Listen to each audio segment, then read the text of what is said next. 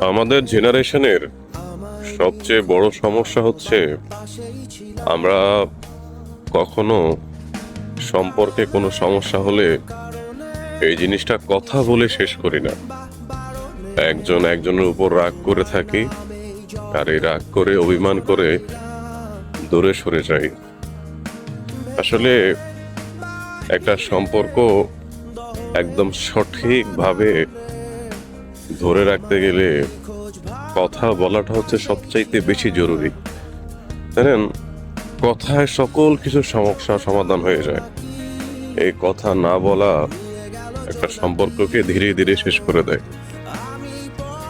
যেহেতু আপনি একটা মানুষের সাথে ঘর বাঁধার স্বপ্ন দেখছেন বা ঘর বেঁধেও ফেলেছেন, এক্ষেত্রে তার সাথে কথা বলে সবকিছু সলিউশন করে নেবেন।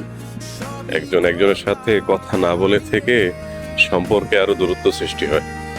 আমি তোমার দ্বিধা